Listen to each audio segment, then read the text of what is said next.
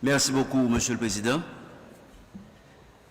Je voudrais tout d'abord transmettre mes sympathies à la délégation du Guatemala à l'occasion du décès de l'ex-président Álvaro Colón Caballeros et à la délégation de la Jamaïque à l'occasion du décès de l'ambassadeur Richard Bernal. Mes sympathies, chers collègues. Monsieur le Président, je vous remercie d'avoir inscrit la présentation de l'accord du 21 décembre 2022 à l'ordre du jour de cette session régulière du Conseil permanent. Monsieur le Président, Haïti compte parmi les premières nations dans le monde à avoir fait la promotion pour la liberté à un moment où le concept de liberté et celui des droits de l'homme n'étaient tout simplement pas à l'ordre du jour.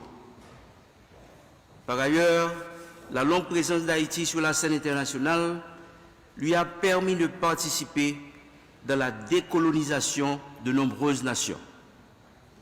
Haïti est membre fondateur des plus grandes et plus vieilles organisations internationales, y compris les Nations Unies et l'OEA. Pourtant, Haïti, en dépit de la gravité de la crise qu'elle vit actuellement, n'a pas encore reçu l'accompagnement adéquat pour l'aider à créer l'espoir au sein de la population. Nous avons l'impression que la communauté internationale n'a pas encore pris la mesure de l'urgence à laquelle le peuple haïtien est confronté. Monsieur le Président, mon pays traverse ce moment des plus difficiles de son histoire, où des gangs armés tuent, volent, violent, pillent la population et commettent des violations atroces des droits humains.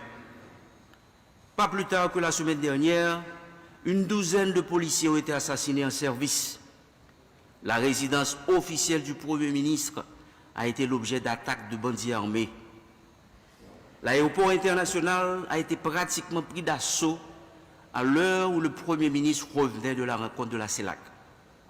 Le commissariat de police de Pernier a été détruit à l'aide d'engins lourds par des chefs de gang contrôlant cette localité de la commune de Pétionville. Il importe de signaler qu'il y a 2 semaines, ce même groupe de bandits notoires a conduit une offensive contre des policiers appelés à secourir des familles en danger.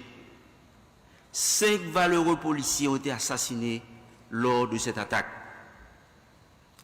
Si ces actes crapuleux ne constituent pas une menace à l'existence même de l'État, aidez-moi, chers collègues ambassadeurs, à les qualifier.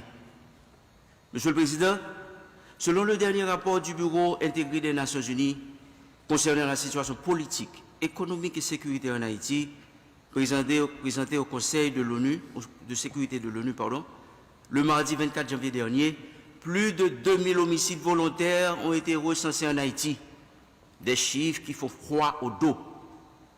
Pour faire face à cette grave situation, le gouvernement de la République d'Haïti a sollicité en date du 9 octobre 2022 l'appui de la communauté internationale à travers des principales organisations dont Haïti est membre fondateur, l'OEA, certes, en vue d'accompagner les forces haïtiennes dans la lutte contre cette insécurité grandissante. Cette demande a été renouvelée par le Premier ministre au cours de son intervention au 7e sommet de la Communauté des États de l'Amérique latine et des Caraïbes. 3 mois après, le pays continue de faire face aux mêmes difficultés, sinon pire. Monsieur le Président, convaincu du fait que la solution aux problèmes du pays doit passer par un dialogue constructif entre les fils et filles de la nation, le gouvernement et les différents secteurs de la vie nationale ont paraphé un accord en date du 21 décembre 2022 dénommé Consensus national pour une transition inclusive et des élections transparentes. Le texte de cet accord a été distribué aux États membres via le bureau de la présidence. Mais permettez-moi de vous présenter les principaux éléments sur lesquels les acteurs se sont mis d'accord. Du pouvoir exécutif. Le gouvernement et à sa tête le Premier ministre continuera d'exercer le pouvoir exécutif. Il fera appliquer les décisions du gouvernement qu'il dirige et de concert avec le Haut Conseil de transition, il évaluera la composition des instances gouvernementales et procédera aux changements nécessaires au niveau du gouvernement et des hautes directions de l'administration publique. De la sécurité, les parties prenantes s'entendent pour accorder la priorité à la sécurité des vies et des biens, qui est un devoir régalien de l'État.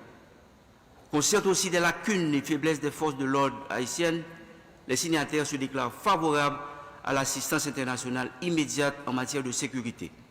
Les signataires de l'accord s'engagent aussi à organiser un forum national regroupant les acteurs politiques, économiques et sociaux dans le but de bâtir un plan national de sécurité adapté à la réalité et à la culture haïtienne. En ce qui a trait aux organes de transition, l'accord du 21 décembre prévoit la mise sur pied de 2 organes durant la période intérimaire.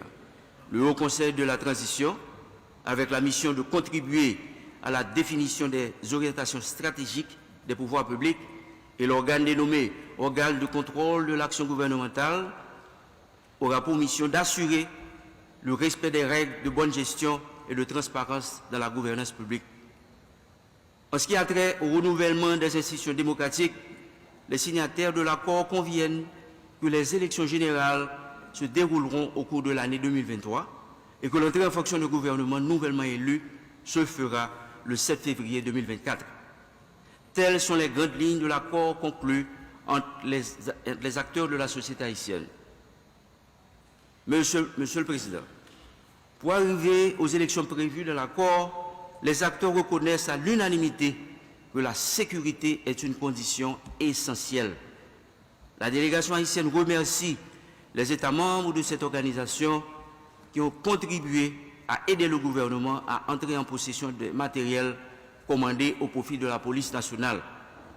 Elle remercie également ceux qui ont imposé des sanctions contre ceux et celles qui sont associés au financement des gangs. Cependant, sans l'appui d'une force internationale sur le terrain pour aider la police dans ses opérations et pour aider les autorités du pays à poser les bases pour sécuriser le pays à long terme, Haïti ne retrouvera pas la sécurité désirée. En ce sens, la délégation haïtienne réitère auprès de cette organisation la demande du Premier ministre adressée au secrétaire général en octobre dernier. Il y a plusieurs façons de contribuer, en troupes, matériel, financement, formation et par d'autres moyens jugés utiles. L'assistance internationale devrait aider les forces de sécurité à contenir définitivement le phénomène des gangs armés, à rétablir la paix et la sécurité pour l'organisation de l'élection générale et à construire un système de sécurité capable de garantir la stabilité du pays à long terme. Monsieur le Président, notre délégation a soumis en début de semaine un projet de résolution à l'attention de la présidente de ce Conseil. Ce projet reprend les mandats émanant de la résolution AG 2982 votée par nos chanceliers le 8 octobre dernier, particulièrement les paragraphes résolutifs 1 et 8. Nous comptons sur la solidarité de tous en vue de son adoption prochaine.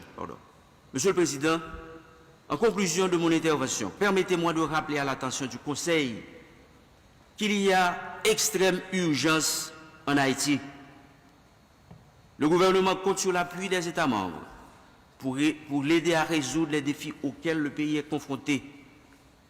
Et comme j'ai volontairement pris l'habitude de faire référence à cette analogie, je vous répète, chers collègues et ambassadeurs, la maison haïtienne est en flammes. La famille haïtienne est en danger. Le peuple haïtien vous dit un grand merci pour les seaux d'eau que vous avez bien voulu apporter pour essayer d'éteindre ces flammes ravageuses.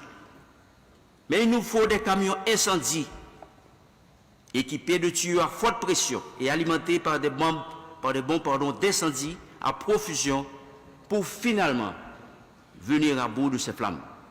Je vous remercie.